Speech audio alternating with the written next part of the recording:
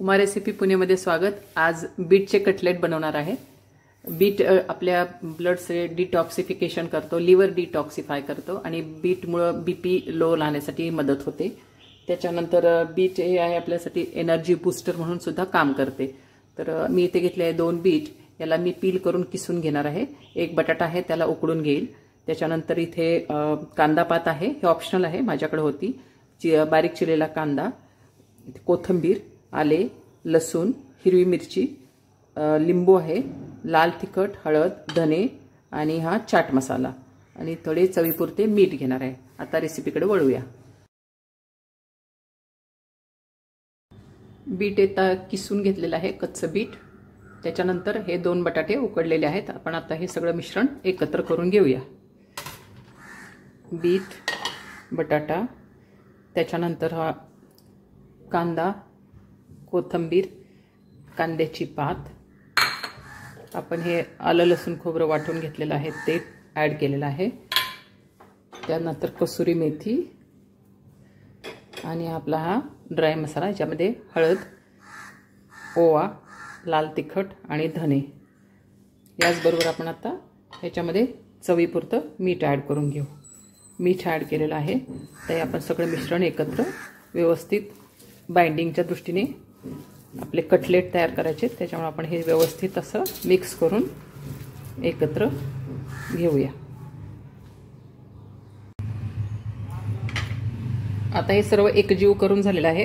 याच्यामध्ये लिंबू पिळायचं राहून गेलं होतं, तर ते एक अर्ध लिंबू मी ह्याच्यात पिळून घेते। परत एकदा आपण याला व्यवस्थित मिक्स करून घेऊ। त्यानंतर ह्याचे छोटे छोटे कटलेट शेप, जे गोल किंवा ट्रायंग्युलर शेप तुम्ही ह्याचे शेप बनवायचे। त्यानंतर इथे मी पोह्याचं पावडर करून घेतलेलं आहे आणि हे थोडे तीळ घेतलेले आहेत। हे आपल्याला ह्याच्यामध्ये कटलेट आहे ते थोडासा रोल करून मग आपण फ्राय पॅनमध्ये याला फ्राय करून घेऊ। आता मी ह्याचे छोटे छोटे कटलेट, तुम्हाला जे शेप आवडतील त्या शेपचे करून घ्यायचे। मी असे ट्रायंग्युलर शेपचे कटलेट करून घेतलेले आहेत। याला मी आता पोह्याच्या चुऱ्यामध्ये रोल करून एक एक असे रोल करून आपण घेऊया।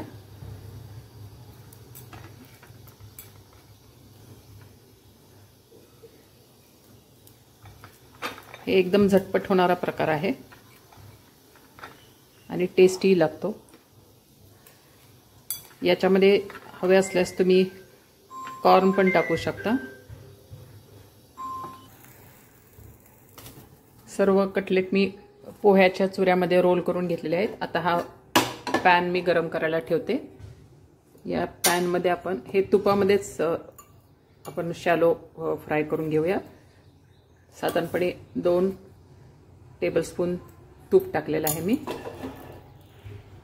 हे रोल केलेले जे कटलेट आहेत याला आपण थोडंसं वरतून तीळ पेरून घेऊया आणि हे फ्राय पॅनमध्ये सोडूया। तीळ लावून घेऊ याच्यावरती। तिळाने एक खरपूस अशी चव येते। एका बाजूला लावलं तरी चालणार आहे। व्यवस्थित असे तीळ याला लावून घेऊ।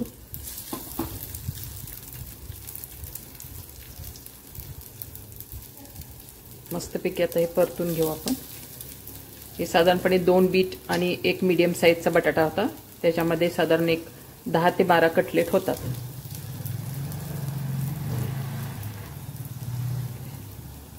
हे आपण शॅलो फ्राय करायला ठेवलेलं आहे। पाहू शकता तुम्ही आता मस्तपैकी हे तिळामुळे ह्याला खुसखुशीतपणा येईल आणि कमी मंद गॅसवरती आपण आता ह्याला दोन्ही बाजूनी फ्राय करून घेऊ। याच्याबरोबर एक चटणी बनवते। तर शेंगदाणे घेतलेत भाजलेले, ओलं खोबरं आहे, एक मिरची आहे, मीठ आणि थोडासा गूळ आणि आपण थोडंसं याच्यामध्ये लिंबू पिळून घेऊया। लिंबू याची आपण एक चटणी बनवून या कटलेट बरोबर खाण्यासाठी तयार करूया। हे पलटी करून घेऊ आपण। आता छान खरपूस भाजत आहे।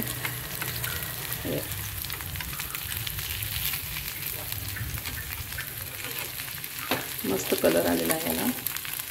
गॅस मीडियम लो ठेवलेला आहे.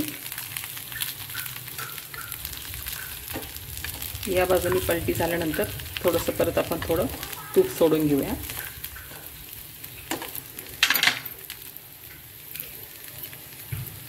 एक हाफ टीस्पून तूप.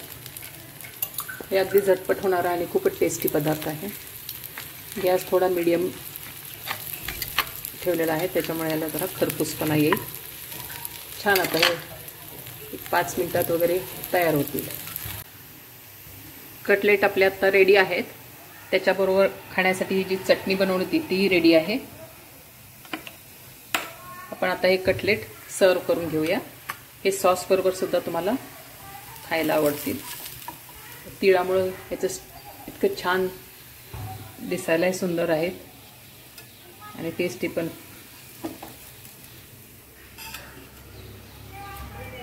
मस्त मस्त तयार झालेले आहेत. हे चटणी तुम्ही पुदिनाही टाकू शकता चटणीमध्ये. तो ऑलमोस्ट आता हे आपले रेडीच आहेत. छान गरमागरम आणि फार थोड्या वेळात होणारा हा स्नॅक आहे. हा संध्याकाळी टी बरोबरही लागेल, ब्रेकफास्टलाही छान लागेल. पूर्ण आता हे रेडी आहे. तुम्ही बनवा, खा, एन्जॉय करा. माझ्या रेसिपी पाहिल्याबद्दल थँक्यू. आणि आता परत एका नवीन रेसिपी बरोबर जी हेल्दी असेल आणि बनवायला सोपी, कमी मटेरियलमधली असेल अशी घेऊन तुमच्यासमोर लवकरच येत आहे.